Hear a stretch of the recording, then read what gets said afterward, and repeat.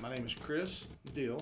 I am a retired First Sergeant E8 from the U.S. Army Reserves. I am a member of the Choctaw Nation, and I'm a veteran. I was born in July of 1965. I'm currently 57 years old, and I joined the U.S. Army Reserves at the age of 19. When I joined the Army, I didn't do it for any type of college money. I didn't do it for a GI Bill or anything like that. I really had a sense of wanting to do something for the greater good. I felt like we all needed to do our part.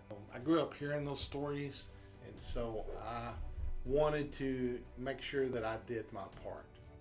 I served for a little over 20 years, almost 21 years, and most of those were here in Oklahoma with the reserves.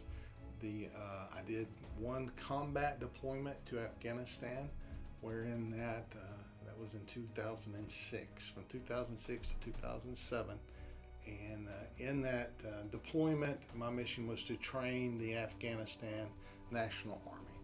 Primarily, my job throughout my career was an instructor. My original MOS was infantry from Fort Benning, Georgia. Went to Fort Benning, Georgia for basic training. So my original MOS, or military job, was as an infantry soldier. And throughout my entire career, I was a drill sergeant. And actually, when we deployed to Afghanistan, we deployed there to train. And that was my primary job, was as an instructor. I taught people the skills that I had been taught at Fort Benning, Georgia. Somebody gave me a thing to wear on your collar, a gold medal cross to wear on the collar of my body armor. And so I wore that, and people would give me things and say, it's kind of a military thing, bring this back to me. So I had several of those things kind of with me. I didn't necessarily carry them on my person, but I did wear that gold cross every day on my body armor. So anytime I was wearing my body armor, I wore that gold cross.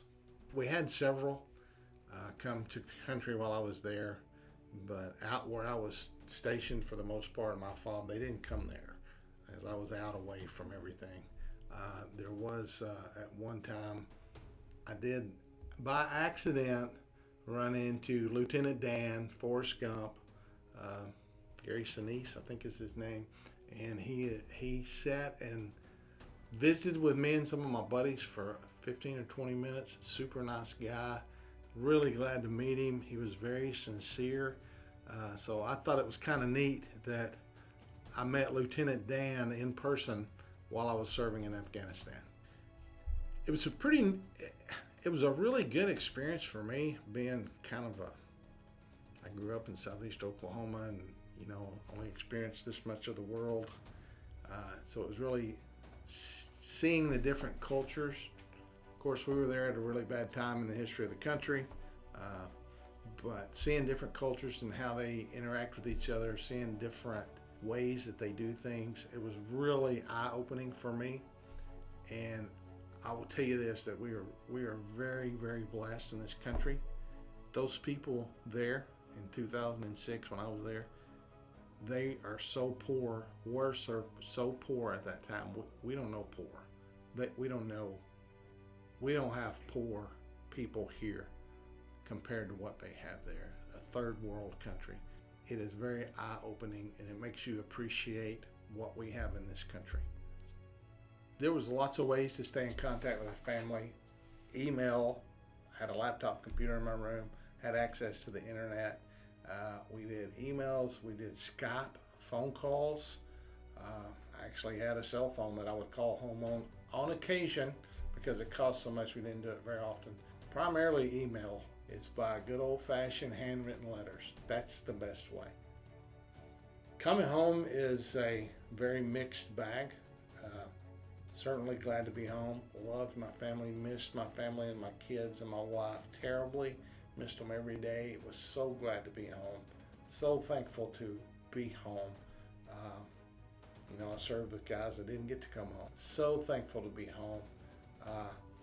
Ready to see all my friends and my extended family, but at the same time, I needed some space. Give me some space. Let me get my head decompressed, and then we'll go on with life. So it was good. It was great to come home. Not an injury like, I don't have an injury like probably what you're thinking about. I don't have that injury that happened right now. But I will say just the wear and tear, arthritis flared up my knees. My knees are terrible.